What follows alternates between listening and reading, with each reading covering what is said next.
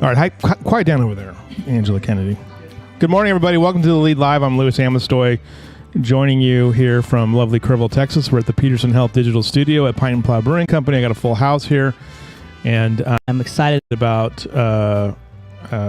We've got so many guests today. It's just unbelievable. I forgot all about Ray, but I got a special guest that's here. Let me get him loaded up. Brian, can you hear us?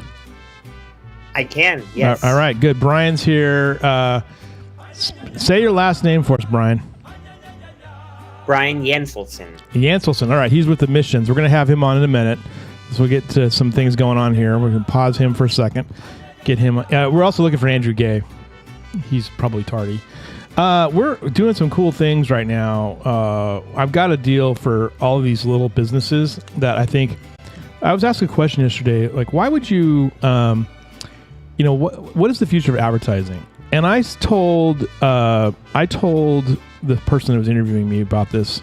I said it's about doing little things for businesses and making it affordable and making it repetitive, so people know that they're part of the deal. And that's why we have the CVB on. Like, they don't need to be advertised. They don't advertise, except in Texas Monthly, which we won't hold against them. But there's a lot of places that here in the community that need to advertise. And so let me just give you some of the ones we've got. We obviously have the big ones, Peterson Health. They're elevating healthcare. We also have our friends over at Constable Ford. We'll get to them in a minute here. But check this out. We got Freeman Fritz. They're a vet clinic. They're going to be in the lead for the next month. They're a vet clinic and shelter. They can do some great things for you if you need an animal. We also have boarding care services too. They have vet services. They're a very important part of our animal care community here. We also have Moonshadow Haven out in Mountain Home, where they do weddings. I think they had some proms out there. They have some beautiful guest rooms. That's Moonshadow Haven. They are a hill country and wedding and event venue and destination. Look at how beautiful that place is. Don't forget also that our friends over at Mattress World. You count us one. Now, here's the thing, right? I was torn on this yesterday because Mattress Mac is giving away some feel that zoned comfort and stuff. support. But you have to go to like Lago Vista, get it. But we have Mattress World here in town, so you don't have to go anywhere. And you can help out a local business and keep your sales tax here in town. Does this mean you won't count there you us? go. One. Come up here. Feel wait a that minute. zoned comfort What's and that? support. There's a lot of mattresses I'd on the like to road to try. be picked up. So Happy there's now, a market. There's a Mattress market. Man. Yeah. We make the world's Another best important mattress. organization is New Hope Counseling Services here in Kerrville. Welcome to New Hope. They can help you out as well. A lot of people need counseling and mental health services, and New Hope is really great. And usually we drag Karen onto the show to do that. If you need another an alternative therapies, Fairy Moon Emporium here in downtown Kerrville, and Earl Garrett can help you out. And if you go visit Fairy Moon, you can walk down and go have a taco at Vecino's right downtown, right there on Water Street. And then I'm making them. They haven't given me any money. They're not going to give me any money, but I'm going to make them advertise. 323 Bakery, one of my favorite destinations in Kerr County. They are here, and they are going to make they make your days a little bit sweeter. I think they're open Wednesdays through Sunday. They're right there on Highway 39 as you go over towards the Ingram Dam. It's on the left side of the road if you're heading west. Also, their sister property is Truffles and Vines. Well, because the owners are sisters. Yeah. So they're pretty rad over there. We'll get Truffles and Vines on as well. So those are some of our advertisers that we're having here. Let's go over to Brian, though, and let's talk to him for a second, because they got a cool promotion coming up here. If I can find out what I'm doing. There he is. Brian is with the Missions. They are the AA affiliate. If you haven't been to a game yet, I haven't been. I'm going to go tomorrow. I'm excited about this, Brian. The Missions are doing a thing where they're going to wear the uniforms of TFND, Ingram Pride and Side, Centerpoint, and the Mighty Comfort Bobcats and Deer. You know, they have two mascots at Comfort, so I guess you're going to wear the Bobcat one. Do you know which one you're going to wear yet? Yes, I believe that is the one. Yeah, all right. So All right. So this deal, though, how did you guys come up with this idea to honor the Hill Country and Kerr County with this and the flood victims? This is something that obviously hits close to home for San Antonio. They just went through their own tragedy in June. But tell us about this event and this promotion. Yeah, absolutely. Well, first of all, thank you so much for having me. It's really nice to join you guys. And yeah, we're very excited about this event. Obviously not excited for the reason that we're hosting it, but we're just so honored of how it's come together and how we've been able to work with our parent club, the San Diego Padres, with Major League Baseball, and with Wilson Sporting Goods, our apparel company, because without them, it's typically a months-long process. And we've been able to put together this incredible opportunity to wear those 4 jerseys. They're going to be official replicas of all those schools that you mentioned. Nice. And we're doing it to honor the Hill Country. We are just about an hour away, but as San Antonio continues to grow in many ways, it feels like Kerrville and Bernie, as you start to push more and more, it really feels like it's a part of San Antonio in many ways. And we just want to strong with the tragedy that happened and do what we can and do our part in giving back. So all those jerseys are going to be worn during the game, and we're literally going to be wearing 4 different jerseys. So our shortstop might be wearing one, and our second baseman might be wearing a different one. Nice. I don't know how many teams have ever done that before. I've certainly never seen it, but we're going to auction all those off, autographed by the players and coaches, and all the funds are going to go to both the Kerr County Flood Relief Fund and towards a partnership that we're entering to completely rebuild Ingram Little League, because as a baseball team, we feel our expertise is in that area. Yeah. And so we know that Little League right along the river was completely destroyed. Yeah. And we want to do our part to rebuild that. So that's where the funds are going to go. Yeah, it was badly damaged, destroyed. They just put in a new snack bar a couple years ago. So all that was wiped out from this flood. And what's interesting about this too, Brian, is that the Padres and the Red Sox are doing a similar deal tomorrow night during their game in the pregame part during the warm up. Tell us a little bit about what that's going to happen there. Yeah, so like I said, we couldn't do this without our great partners, the San Diego Padres, who have been so gracious in joining us in these efforts. And then because the Boston Red Sox are in town playing the Padres, it is going to work out to where they agreed to join us in these efforts. The Red Sox are managed by former San Antonio Mission Alex Cora. And so there's always a Missions connection. He played 127 games here in 1997. And so the Red Sox, the biggest stars, Roman Anthony and Alex Bregman, Manny Machado, Fernando Tatis, they're going to be wearing the jerseys of Comfort, Centerpoint, Ingram, and Kerrville Tivy. It's just going to be an incredible sight. It's going to be before their game during batting practice on Saturday. So their game is at 7:40 p.m. Pacific time. And we just cannot wait to see that. 7:40 Central Time. Right. It'll be a little early. Yeah, it's a 5:30. Yeah, something start for them. Yeah, that's a pretty cool thing. I called the Padres in typical Major League Baseball. What do you want? I'm like, oh, I want to talk to someone in media relations. Why? I'm like, all right. I just want to do a good story. So, but you guys are much nicer, obviously. The Manu Ginobili is supposed to throw out the first pitch. A lot of people up here love the Spurs, and they love Ginobili. And you have 2 legends are part of your ownership, though. How did that come about with Manu throwing out the first pitch? Yeah, well, our new ownership group has been super involved ever since taking over a couple years ago. And Manu being one of them, he's not just there for a face or a figure. He truly is involved. And so when we were putting this all together, they decided, hey, how can we bring even more attention and make it even more special? And obviously he carries so much recognition and weight in the community and really around the country and around the world. I mean, obviously he's a global superstar being from Argentina and the impact that he had for the Spurs. And so we're honored to have him here. We're actually giving out his jersey in a couple of weeks. Nice. A jersey giveaway. We gave one away last year as well, but he is going to be here on Saturday. He's going to throw out the first pitch. He's going to interact with the team and be around before the game. And I know there's a lot of basketball fans on our team, the players themselves. I think they're going to be shocked when they see him. They're always asking for him and David Robinson because they see our promotions with him. And so we're just really happy that he's willing to take his time and be a part of all this. And it just goes to show the efforts that our new ownership group has put in to totally revitalize and bring such great energy to our franchise. I always think it's interesting though. Like, there's a few people in this world. I mean, I've been in journalism for a long time, but there's a few people in this world that I'd be starstruck by. Yeah. And David Robinson would be one of them. He is one of them. You know, he would be because I remember like when I was in high school, because I think he's a smidge older than me.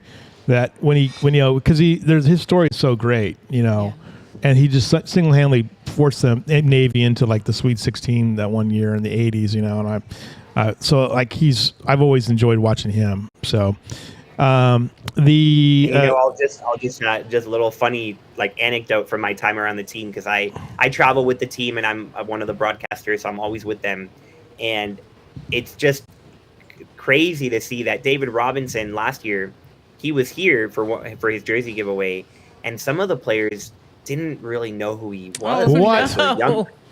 Yeah, that's 20 true. to 25. Yeah. Yeah, But true. Manu, since it was this era of basketball and these guys who are on the team now grew up with him, True. they're going to be absolutely, like you said, the word was perfect, starstruck, because Yes. they truly grew up watching him with his flowing hair and six man off the bench. Yeah. So it's a really cool sight. Yeah, because Manu is like one of those guys who he also transcends because he's international, and Right. So people around the world know who he is if you're a basketball fan, and so. And we have a lot of international players from Venezuela, Dominican Republic, Puerto Yeah. Rico. So all those Spanish speakkers, you're absolutely right. They're They going to be know. able to connect. Right. What a great time. The missions are obviously in the news a bit. I kind of pay attention to what's going on with the stadium stuff and that future of that. But how's the team looking right now? And you're obviously getting into the second half of the season. The Padres are rolling along, trying to challenge my Dodgers. So, but tell us about the season a little bit.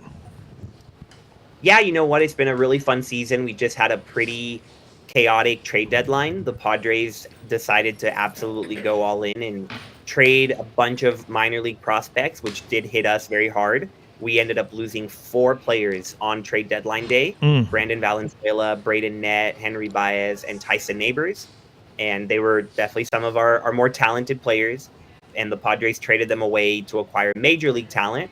They made trades with the Athletics, the Orioles, and the Blue Jays, as well as one with the Royals that didn't impact us. But overall, the Padres, they're right there with the Dodgers. They're challenging the National League West. They've had a phenomenal year. And we've still had a really good year. We're 5 games over 500.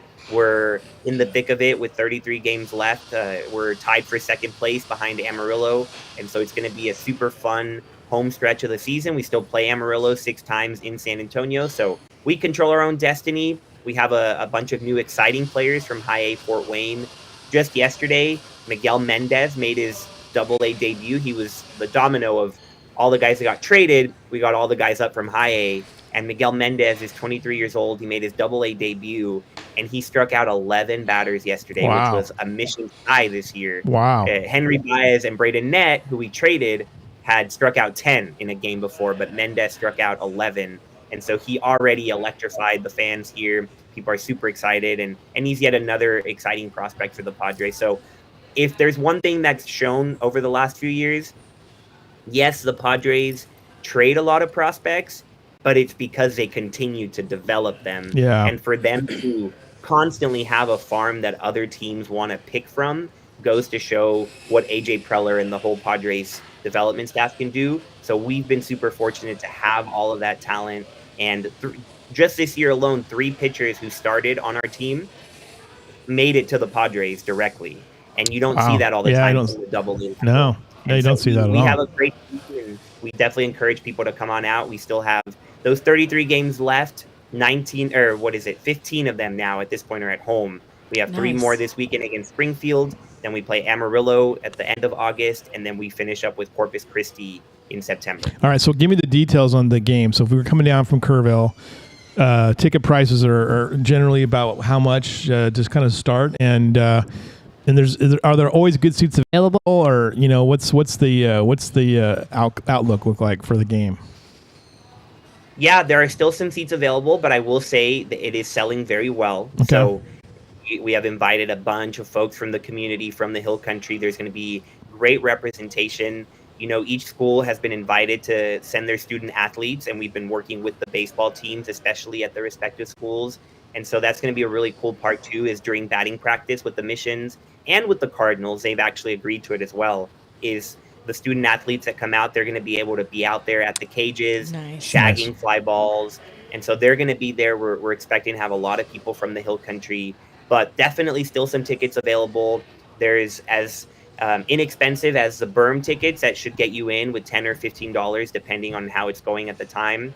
And then you probably won't be paying more than $40 to have a really great seat. Wow. And so there's options there in between. You're going to be close to the action no matter what here at the Wolf. It's great sight lines, and some of the festivities, the first pitch will be around 6:45, so you'd probably want to be in your seats by then to see Manu and make sure you catch that. He's going to be throwing it to one of the student athletes from the the schools. Wow. And we are expecting to have some other first pitches, maybe from athletes to other athletes, to kind of have that cool moment. And so that'll be great. And we'll likely have a moment of silence and for the victims and making sure that we acknowledge all that's happened. But then after that, everybody will take the field wearing their jerseys. We're going to have a great night. Saturday night, there's post-game fireworks. That's every Saturday, so it just happens to coincide. And then the auction will be going on throughout the game, and it'll end 10 minutes after the fireworks show. But even if you're not at the game, we will have an online auction available. We're going to have it on our website. There's going to be a call-in number, and you can keep track of how things are going, and people can make bids even if they're not at the game, if they want to contribute and bid on a jersey. So it's going to be a really, really special night. We cannot wait. We're gearing up for it, and we hope that the entire Hill Country feels represented in what we're doing. I think it's great. I'm really excited about this, and I think the community is too. I've been excited about it from when I first heard about it. And this is going to be a great night for I think the entire area, the entire region. Because San Antonio has been so involved in this effort to do the search and rescue and to recover. So it's their story as well, I think, too, to a certain degree. And Brian, great job. I will see you tomorrow. Yes, sir. Thank you so much for having me. We really appreciate it. And if there's any other questions you have, just shoot them my way. We really want everyone to be involved and feel like they can come out. So thank you so much. Does my esteemed panel have any questions? I got like council members here. I got the whole team here. I don't have any questions, but I want to just say thank you. Yeah. As a Tybee graduate, as a girl that grew up here, my daughter played sports here, youth sports. Super Manu fan. Yeah. I just think it's really beautiful. So thank you for doing it. Yeah. And I can't imagine the impact it'll also have on the student athletes that get to be there. And, we're all neighbors and we go to San Antonio all the time, but we don't think about San Antonio reaching back out to us. So it's really beautiful. It's really awesome. All right, Brian, thanks a lot, man. Appreciate it. We'll see you tomorrow. Absolutely. Right. Thank you so much, y'all. All right. Bye now. All right, look at this guy, Andrew Gaze here, Texas Hill Country Advisors. You got to recover from that one. Does he look good? We can't see him. I know he looks spectacular as always. Is his hair? How's his hair? Yeah, his hair's great. Nice. Yeah, it's very well defined today. Good job, Andrew. Andrew, what's going on?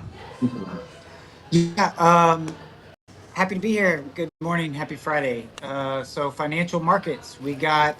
This week has been light on economic data, but the markets, the S&P, the Dow, and the NASDAQ, all three major U.S. stock indexes are trying to post gains for the week. We've kind of had a wonky last week and a half, 2 weeks in the equity markets, in the stock market at least.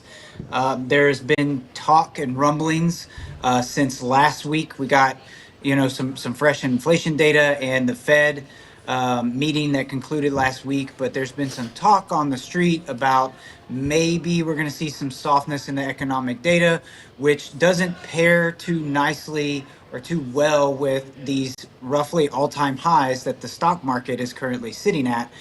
We had two really strong back-to-back years in the stock market for 23 and 24 calendar years.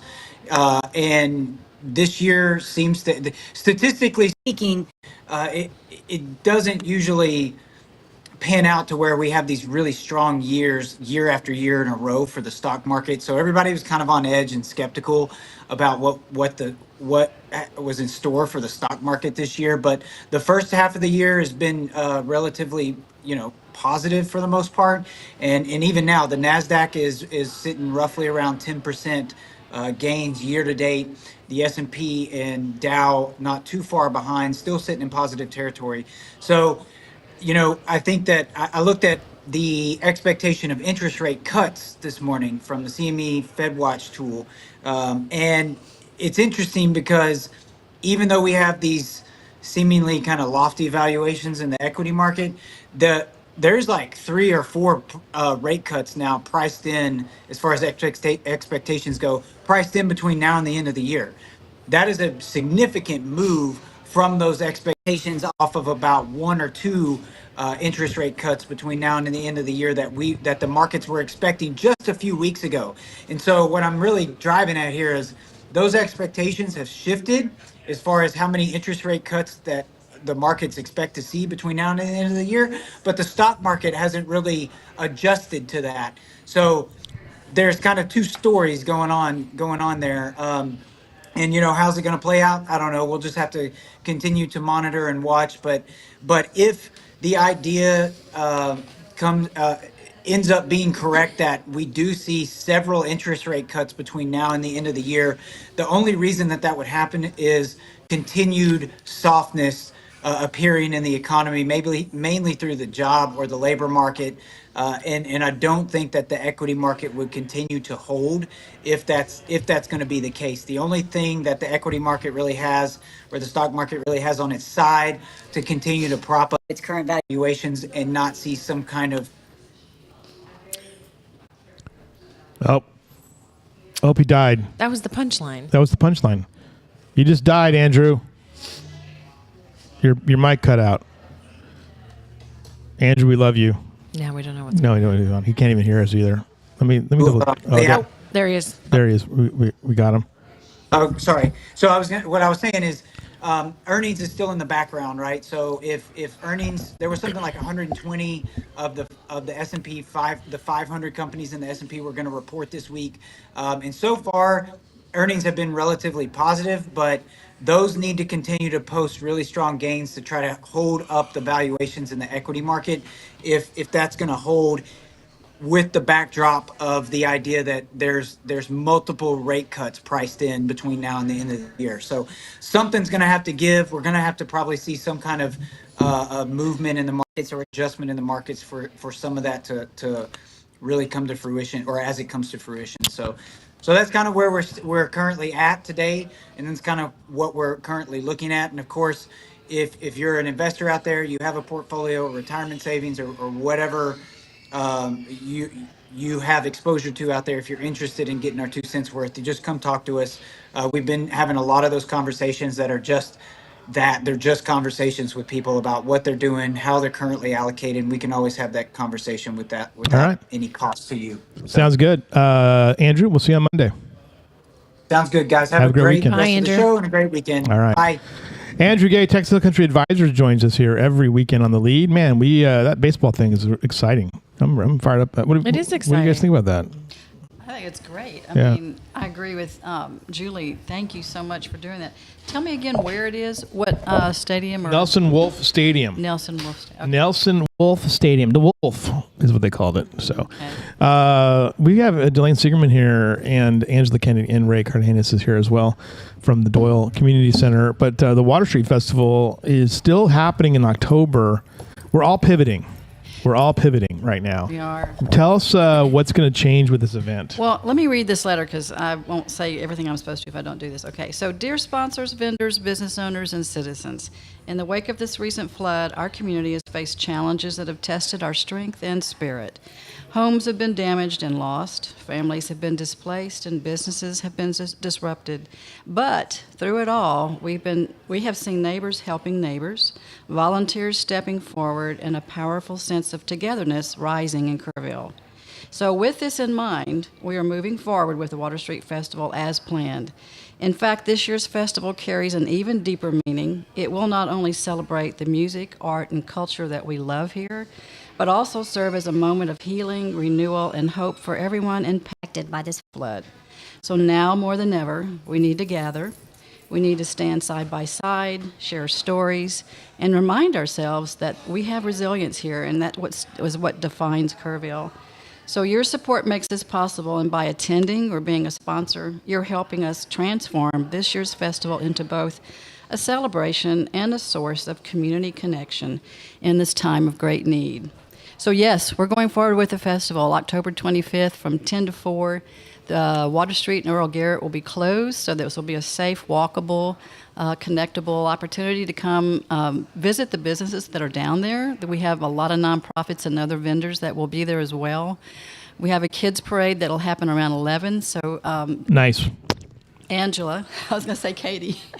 Katie Capel, who did not get to have her 4th of July parade. Right. She's on the committee as well, but also Angela Kennedy is here. She can tell you a little bit more about that. Anyway, put it on your calendar. I think it's going to be a real revival for our community, and we need it. Absolutely. And I think that's something that hopefully by October we've done enough healing to kind of get through this a little bit. And so that's something that... this is, I think I'm all for this as well. So tell us a little more about this event, Angela. Yeah, we're really excited to be doing this for the first year, and we came together as a committee, and I'm just hearing from all different projects that are going on or had been planned in our community that we need this. We need to move forward, and we need our community to come together. And I'm excited to plan this along with everybody else, especially to bring the kids parade to Water Street Festival. I remember my kids doing the 4th of July parade for the first time in the Bluebell Hills area. Yeah. It's just so much fun. It's just a wonderful way to come together. So we're planning that parade. It will be a walking parade, not with bikes or scooters, but we're going to start at 11 o'clock. And we're going to be near the Kaleidoscope and taking the children down Water Street and then turning up Earl Garrett to end at KACC, where we'll have more kids' activities. We'll have some music there and lots of just fun and games for everybody to enjoy. Now, you know what would make this great? If we could just throw candy at the kids as they parade by. We'll do it the opposite. 100%. It's a good idea. Like just pelt them with candy. Yeah. There you go, kids. They would love that. I know my kids would. Your kids would. They're like, Yes, we don't care. yes. Throw it however you want, sir. It's October, so any candy, anytime. Yeah, it's just, Halloween. just have them like Right. little have You know? bags out. That's you right. know? Right. So there you Get them go. ramped up Exactly. before I love it. Halloween. So what we'd love to do is kick off the parade with the kids actually creating some kind of musical instruments. We're going to work on activities so they meet at 10 o'clock, make something so they can really just make their presence known walking through the streets. We're also hoping we can get one of the marching bands to come and start the parade, kick it off, lead the kids through the streets, and just really draw some attention to that. Love that. That'd be great. That'd be great. You going to MC it for us? I'll Mother? MC for it. Absolutely. Okay. I love that. I kind assumed of, you would. I love those kind of things because I love to call out the kids, like to talk to the kids. Yeah, It's just you're, fun. you're always at the 4th of July parade. Yeah. Well, here this is terrible, but I gotta admit this that. We knew that the storm was bad.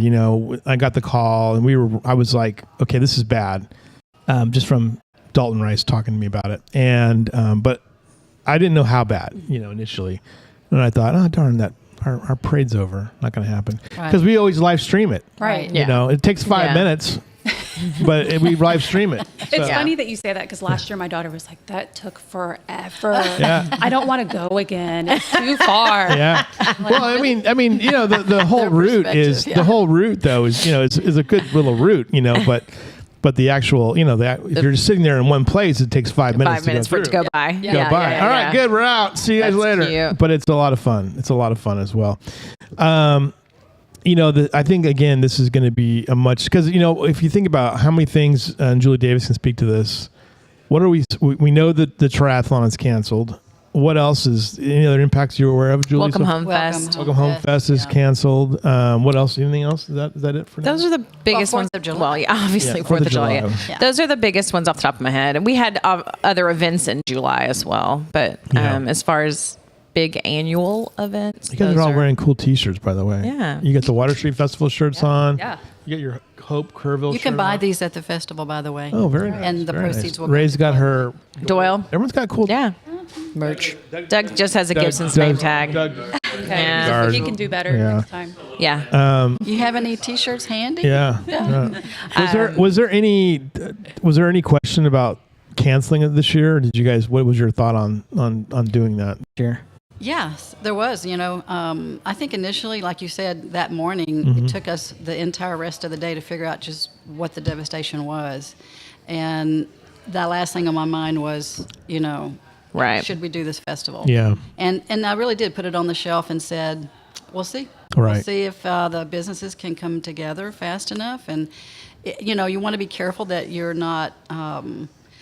during that whole month of July, I felt like celebrating wasn't the right word to use for this, and yet, yes, it is in a way. I mean, we're going to have some victories and some successes and some stories to brag about to say, yeah, we're cleaning it up. It's starting to have a different look. Yeah. And I mean, that's just how you put one foot in front of the other every day, and then things like this, I think, really. I mean, have y'all not, everywhere I go, every meeting I go to, people hug each other now. I don't know, more than they did before. You know what's amazing is I noticed that the other day too, is that I've had people just want to come up and just give you a hug, because and I didn't know how to deal with that myself. But I was like, well, you're not. Are you an awkward hugger like me? I'm a hugger. like, oh, we're hugging now? Okay. But these were like... Yes, these were like hugs. Yeah, these were like people who just, they were thankful for different things. I hadn't realized it till y'all said that. But Well, you're at right. the EOC, I remember the first day I got there, which was Saturday. I wasn't able, I didn't go Friday. I was busy helping some people at the Arcadia, but immediately every city employee that I saw came up and gave me a hug, some of which I've probably never had a hug from before. And it was like, we're so glad to see you. We're so glad we can see you. Yeah. We're so glad you're here. And I think that it's important and I'll say that there's somebody that works here who's just a solid person. And I remember the first night, that person just cried. Like I've never seen another person cry before. Because he knew the Eastlands really well, and they were his neighbors, and I was like, I had to stop what I was doing for a minute there because it was like, what's going on here, and that was interesting to watch. So, and he needed a hug, Thank God Leslie was here at the time, because she was able to solve that. She's a good hugger. Yeah, but I think I even gave Dalton Rice a hug, and he's hard to hug. You can't even get him stopped long enough for a hug. And he's really meaty too. He's got a neck and everything. Well, David, your hugs are starting to take on a different tone. Yeah. Delayne meant the side hug. Yeah. I'm gonna be careful when you hug. Right. No, I mean, there's just you're right. There's been a thing. Hugs are good. The hugs are any good. shape, form, or size. Yeah, right. Because there's sometimes where, you just don't. We don't know how to articulate sometimes what's happened. Yeah. Right. Well, we need connection. Yeah. So. And I think we're doing that everywhere I look. Doyle, for instance, is just bursting with activities. And what's going on? What's going on in Doyle, Ray? What do you got going on? Today is our monthly senior lunch and bingo at 12. That's right. I was told to come to that today. Oh yeah. Yeah. So. And you have something tonight too, right?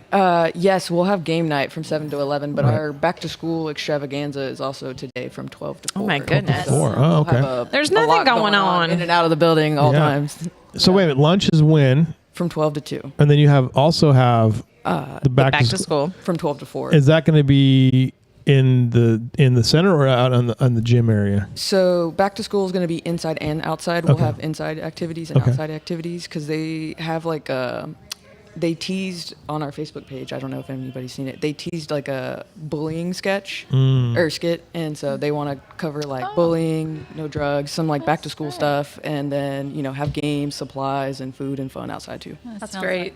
What has been some of the things that Doyle's tried to do? I feel bad about this that I don't always like seem to know, because I feel like I've been so consumed by flood news, but I know you guys have been doing things. What are some of the things you guys have? What are the highlights of the last month of your efforts?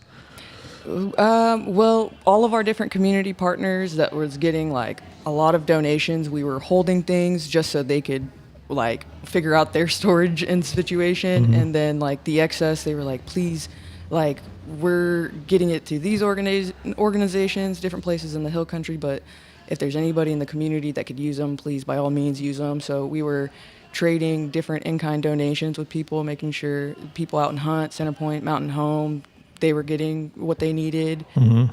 We had different tool companies and organizations reach out, trying to get in touch with our local volunteer fire departments in Ingram, Hunt, Mountain Home, Centerpoint. So we were just kind of coordinating resources for people, like bigger people trying to help and come in, and different organizations all across the state and the country, just trying to connect. So we were connecting people, different people that were actually affected, like on the water. I went out with the Red Cross, making sure that they were registered with FEMA, registered with Red Cross, making sure they knew where the DRC was, just going out, helping neighbors, going door to door, seeing what people needed, bringing back more supplies. And there's all these available from like Kirk Together. There's all these different available resources with our local churches and nonprofits. So just making people know and aware that FEMA and Red Cross aren't the only options. I mean, they're great options and resources, but the community of Kerrville has really come together, and that there's other ways to get help. You reminded me of an important thing too, because I want to make sure that I have this website up and ready to go. Oh, very nice. Kerrtogether.net. I didn't realize it was a .net. All right, there we go. Is it? Yeah. Dang it. I'm trying to get it. Are you sure? There's so many orgs. It's not .org. No, it's not. I thought it was .com. I don't know. I just typed it in and it came up. It's .com. Maybe they have both? Maybe they have both. I don't know. Okay. All right, we'll figure it out. It's like, I've said it too many times. Yeah, So I was like, this is the. have I been by saying the way, it wrong? This is the site here. This is where you can go to your resources, kerrtogether.com, kerrtogether.net. Let me just enter the .com one. Yeah, you're right. Yeah, it's both. .com. So Okay. redirect probably. Well, that kind of makes sense. Yeah. Because if you can't remember Yeah. which one Yeah. of them's going to work. Yeah. So yeah, if you want to, this is the place for all the resources that are out there, and I generally try to link to it in some capacity on our website, but I haven't totally done that. But Yeah. there's that, and so make sure that you guys get on this site. There's a lot of resources on here as well.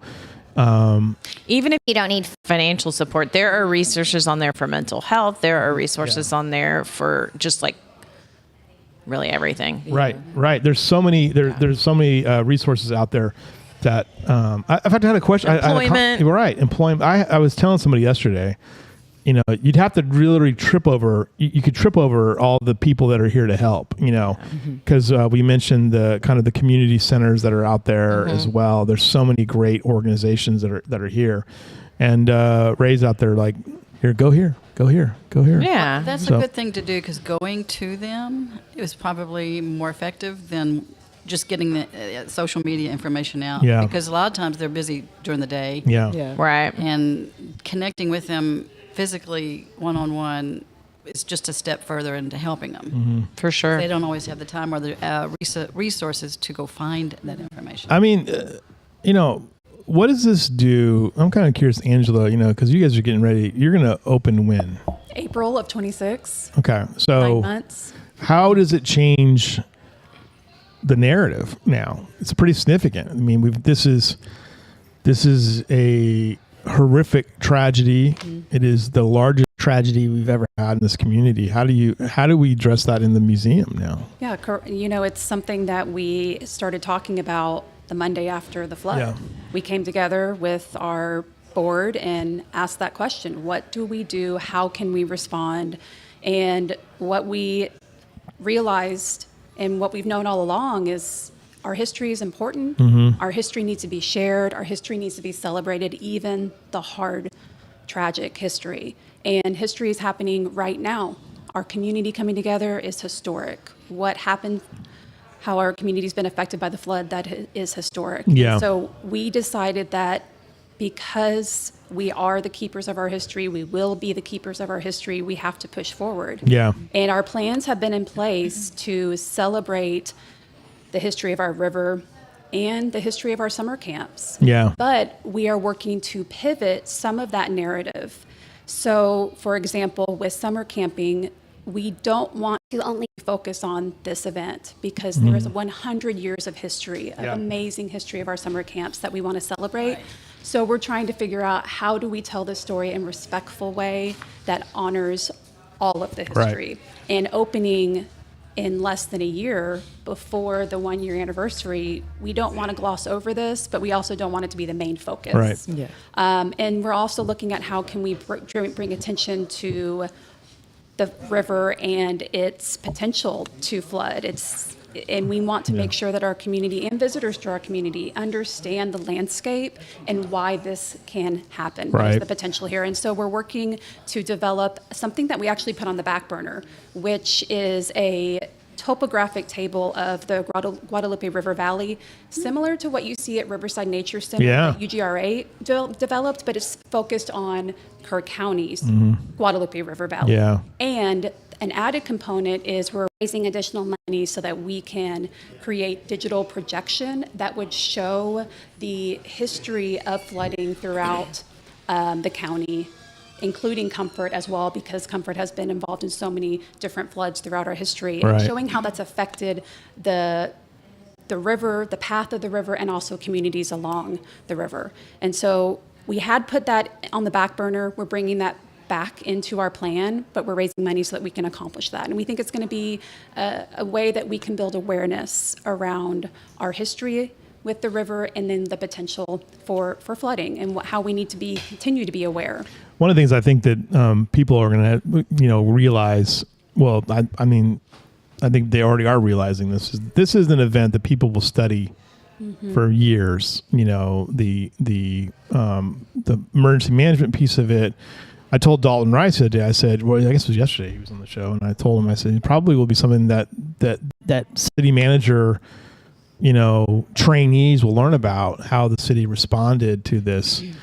I was having a conversation yesterday with my brother, just as an aside, who's retired firefighter and emergency manager in his career. And he said to me some interesting things. He said, look, county of this size, the city of this size, they probably, from what he could tell, probably handled it as best as they could, given the resources they had. And he's like, these guys just have to ignore all the noise that's out there, because there's always going to be people who are like going to second guess you and things like that. And he was right, and he worked for a big agency, and he's very defensive of guys like Dalton Rice and Chief Maloney and all these guys. So, I mean, it's just a very interesting time for us to be around. Anyway, all right. So the Water Street Festival, though, that's happening. I'm excited about it. I'm grateful it's going to happen. I think we need it. Doyle's got stuff today, right? We've got stuff tomorrow too. Tomorrow, what's going on tomorrow? Tomorrow is Pioneer Day. Oh, for kids. That's right. Yeah, any kids. That's like dude's favorite time of the year. That's Clifton's favorite time of the year, right? Yep. He loves to do is he dressing up as a Buffalo Soldier, or is he dressing up as a pioneer? I think he's dressing up as a pioneer. Yeah. I know that when he was going over the details, because when he does his programs, I'm always experiencing them for the first time. So I tell him, I trust you in your planning. I will help with volunteers. He's done it a few times. But I don't want any of the details because it's always my first time. But I think his station's going to be with Tony, storytelling, reptiles. I think that's going to be fun. Yeah. Cool. What time is it? From 9 to 12. And it's free, so Yeah. anyone can show up. Awesome. Nice. Yeah. That's tomorrow too. See? And we invited him to do that same thing at the festival, at the KACC. Yeah. Okay. Many months ago, I talked to him. He may not remember, but I want to make sure you know. You better get back in front of him. Yeah, exactly. Tell someone else You can that- usually find Clifton here every Thursday from about 9 to from about 8 to 10:30. He's usually holding court over there at his table, the old farts table. And so there you go. All right, good job. Thank you guys for being here. You guys can go now. Thanks. Be gone. Thank you. Thank you. Be gone. Thank Poof. you very much. Thank you very much. Thank you. Thank you. While we do that transition and bring Doug on, Doug is here. What's going on in the world of events and things? Lots of things going on. So Curtis Cultural Center has some great exhibits going on. Remember, it's always free there. The Museum of Western Art has their Wildlife Icons of the American West exhibit. It's a photography exhibit. It's beautiful. So go check that out. There's also the the image doesn't show up either way. But anyway, there's a pop-up carnival going on at Kerrville Shriner Park through the 12th, 10 to 5. It's free. Bounce houses, a few carnival swing type rides, inflatable slides, lots of fun. Senior lunch and bingo today, 12 to 2 over at the Doyle. There's live music going on around town. Doyle Community Center also has game night tonight from 7 to 11. Live music at Trailhead. There's an car show tomorrow, 8 to 4 over, it says at the Kerr County Youth Event Center, but I wonder if it's River Star. But they're next door to each other, so if you get close enough, you'll find it. I think it is over there because Yeah. Jake said that yesterday. Okay, yeah. I think it just didn't get changed on here. Anyway, tomorrow, 8 to 4, car show. Head that way. Turn when you see the car show. Back to school bash at the Kroc Center tomorrow, 9 to 12. Heart of the Hills Farmers Market is tomorrow, 9 to 12. Hill Country Heritage Farmers Market, 9 to 1. The exhibits we talked about. Museum of Western Art also has a kid event tomorrow. I'm not seeing it on here, but I know I got an email on it. And then We're always getting emails. Yes, Hill Country Arts Foundation. Their play kicks off next week. So originally we were saying it was this week, but it's next week. So I just want to clarify that. Okay. Don't go this weekend for the play. Or you will Yeah. be disappointed. You'll be early, and you'll have to come back. And then live music all over the place. And then she mentioned her Pioneer Days. Yes. Also not on here. But Yeah, go. my event's not on there because I'm so terrible about sending it to you Yeah, guys. it happens. I posted it though. For you. It happens. I got it Sometimes- on ours. The sports day coming up. Yeah, I'm terrible about forwarding that on to Julie and crew over Yeah, and Julie sometimes we and see crew. them like just randomly in our own little, Yeah. scrolling at night, and Right. I'll send it to Tara or whatever. Yeah, but add it. sometimes we don't see them, or it doesn't click there. Yes. that I should send it. Yeah. We try. I should just send it to you, and I never do. I mean, it is whatever. helpful. Yes. Doug's here from Gibson's Discount Center. Yes, sir. It's the landmark store. I was having a conversation about you and Dalton Dover yesterday. It was very cathartic. We were talking about. I was talking to somebody about advertising and what advertising looks like in the 21st century, and I said, you know what? In a lot of ways, I go. My thing is that I believe that we play a role in connecting people, and and the show played a role, I think, in connecting the two of you, and you guys did some amazing work together. Yeah, and, it was definitely thanks to you that I connected with him for Yeah. sure. And yeah, we've become not only we don't do business together, Yeah. but we support one another's Yeah. business. And we've become sort of friends along the way, which I think is great. I think, and it's funny because I've had so many people who have asked, and I feel bad, but people have asked me for your, hey, how do I get a hold of Doug? And I only give it to certain people, like usually city officials, tax people, the cops. Yeah, the cops already had it. Yeah, the cops have had it for a long time. And then Dalton, somebody asked for Dalton Dover's contact yesterday because they needed him for something. Yeah. As well, and I don't, it could be Parks and Rec thing. But the two of you have played a kind of a pivotal role in this whole thing. But now you're kind of getting back to business here a little bit. So. Yeah, I think I've only got 2 people left on my little RV needs list, and I think both of those have been met. The RVs haven't been delivered yet, so that puts me at the end of my list. Operation How many? Texas Strong. I'm so sorry. I was going to say, if I get both of these placed, that would be 22. Wow. For us. Way to go. Yeah. Operation everyone Texas involved. Strong, they're still going. It's just that I think the vetting process is how I got so integrally involved. Probably that's a better way of saying that. But anyway, yeah. So I think they've now kind of ironed that out, and they don't need me to be there for that. So which is great because now I can get back do other things too. Yeah. No, I'm really happy that we were able to provide that service and connect so many people because. I mean, you can see it on people's faces. They're in shock that somebody's there to help them, and they actually have a home now, and it's not temporary. They can stay in the thing as long as they want. So yeah, it's all good. It's all good stuff. You have your sports day tomorrow. Sports day tomorrow. So, hey, look, I was thinking on my way over here, just as I was driving over, I was thinking like, I feel like, and I hope nobody's mad at me for saying this, but the level of my affectedness was very, very minor compared to some folks. So I feel like the sadness and the heaviness is starting to lift off of me. Mm-hmm. And I think part of that is due to how much positivity we've been working so hard to shove into the universe, all the stuff that we're helping with the first responders and getting RVs for people and on and on and on. And so I really want to take tomorrow and celebrate a little bit. It's nothing to do with the flood. It's totally separate. We've been doing this for years and we want to keep doing it. So it's our sports day, yeah. I think it's a great event. It's a fun one. It's fun. People have a great time. Yeah, it costs you nothing at all. This is the one where you have the different games throughout the store. Mm-hmm, yep. And Patrick is busy setting up the putting right now, and I'm going to tell you that's challenging. He's got it. He's got it all ramped up, and there's a little fish you have to put into his mouth and whatever. So oh my gosh, what are the hours? It starts at 10 and it goes until 2. Okay. And we just had our rep from the fishing guy that sells us fishing poles. They donated a bunch of fishing equipment. So you can nice. Fishing gear, big fancy coolers. Very good. We got a crock pot we're giving away, and it's all. So it's going to be first, second, and third place. Okay. And the divisions are divided between 12 and under and over 12.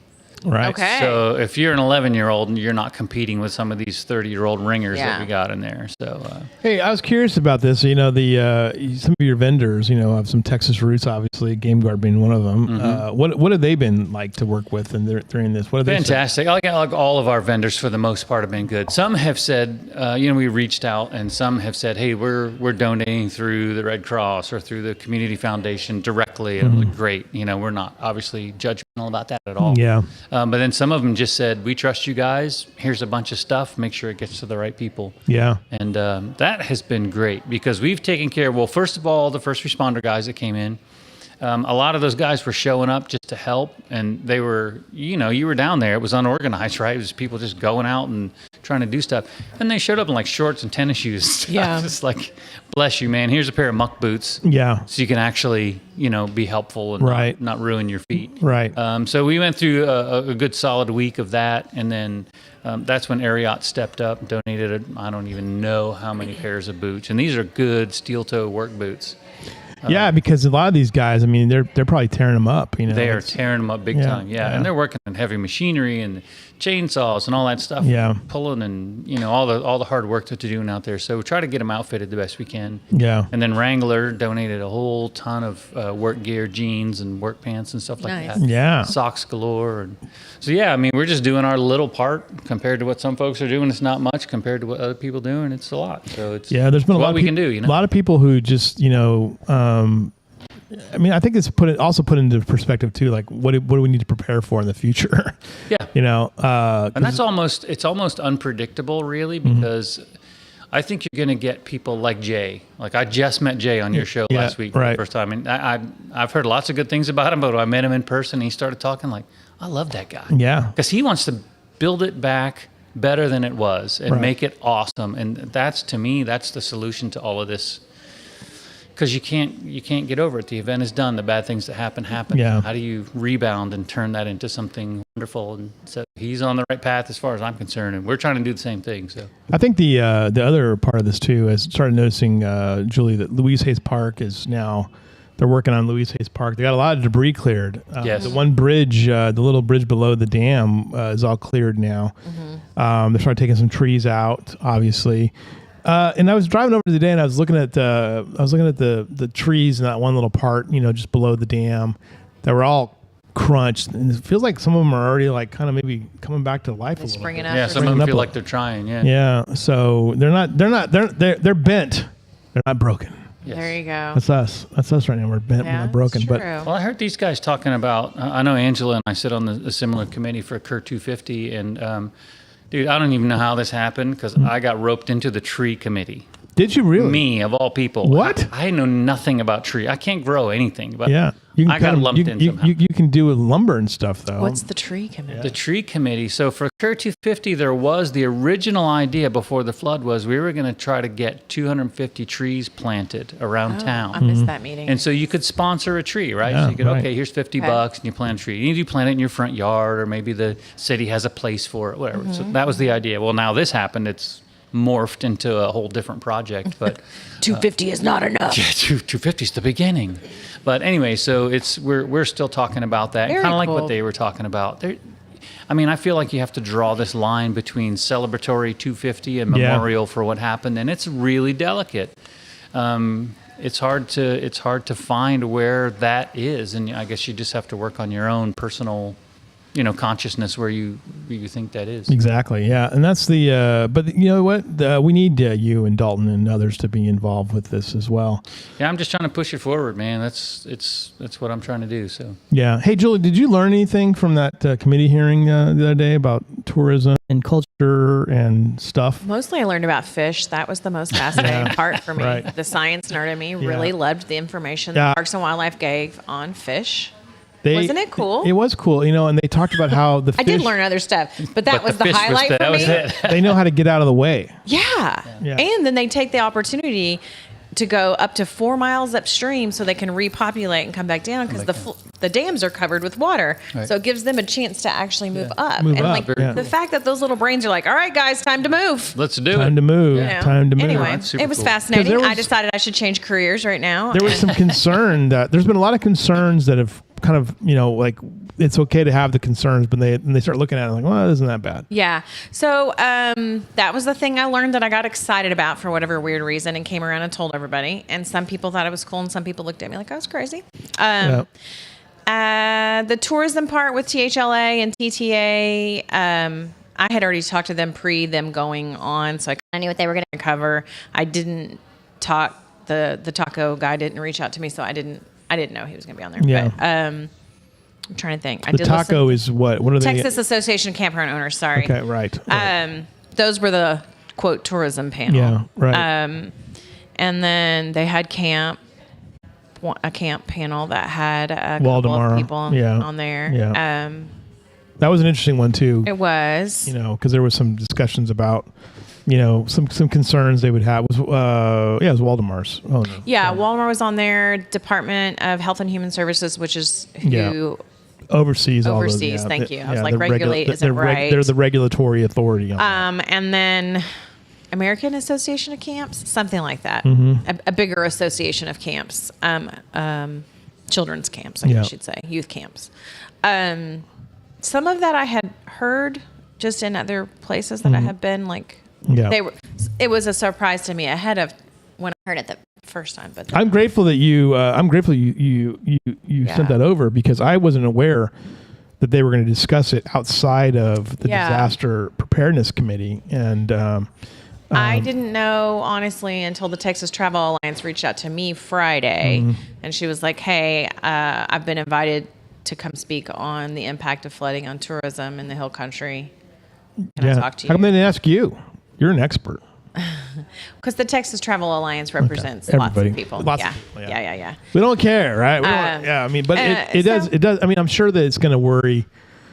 The overall impact's going to worry, the industry in general. Yeah, I think Erica had some good things to say about, we had talked about it on the phone, is are there ways that we as DMOs, destination marketing organizations, CBBs, whatever term you want to use, I mean, attractions, SeaWorld, it doesn't matter. People who invite you into their location, their town, their place, are there ways that we can communicate out safety ahead of time as well? Right. Like trying to hit these people, not these people sounds bad, trying to hit visitors in more than one place. Because, hearing it when you check into your room is one thing. Right. you're thinking about getting your car unpacked and getting in your room. The kids are grabbing on you, like, are we there yet? Can we go to the bathroom? Whatever it is. Let's go to the pool. So, if they see it on our website and they see it on the hotel's website and they see it over here and they're told it, maybe it helps. Just trying to find ways to continue to communicate. It's like you were talking with advertising. Having an ad once, it doesn't do anything. Yeah. So it's repetitive, right? Yeah. And so trying to find ways that we can promote the safety of our destinations as well, continuously. Well, we have a lot of work to do still, and that's going to be the thing. A lot of work. Yeah. The message is going to be that, and this is what I've always said too. We're a resilient community. We're a caring community. We're a giving community, and I think that's going to be the message is going to drive us forward. Did you learn anything in the hearing? I did. I think that now that you mentioned the fish part, I realized because I combined the two meetings into one story, which was there was a Tuesday meeting and then there was a Wednesday meeting, and the historical asset piece of it, protecting some of the historical assets is a real concern. I did learn stuff there. Yeah, you're right. Forgot about that one. I think I was halfway listening to that when I was trying to get something done at the same Still time. Processing the fish information. Yes, it was. It was after that. You're right. I was like, wow, those fish. I think the idea that the camps might need some regulatory oversight, some greater regulatory oversight was important to talk about.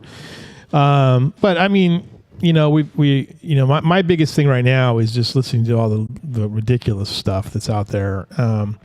I feel like it was a positive hearing and that they came across asking questions, wanting info to then move forward. It moves forward. It was a much versus more an accusatory. Yeah, it was much more thoughtful questioning it was much panel smaller. than what we saw the first 2 days. I agree. Out of the joint Different select groups committee. of people, Yeah, there wasn't dumb stuff that was out there. But it was good. I think the biggest thing I'm seeing now too is everyone's still trying to point fingers at everybody. But I think one of the things that I've talked about is that after going through all of the 911 records and everything like that, there's a compelling story that our first responders, our dispatchers in particular, put in a heroic effort. I mean, come on, 2 dispatchers and 6 deputies. Yeah. I can't fathom what they were facing. Mm-hmm. Yeah. That's 8 humans. Right. Yes. Right. And there's hundreds of at one point there was about 1,300 people who were either trapped or requiring assistance in a 3-hour period, and it's just incredible. It's barely even enough time to call in the backup folks, right? I mean, of course they did that. And then once the river's up, you're stuck. You can't get to anyone. Yeah, exactly. Well, and then the other untold story about this that's happened too is that we're already EMS here is already a challenge because of the senior citizen population. Unfortunately, not unfortunately, they're a problem. They're not a problem, right? But senior citizens require care.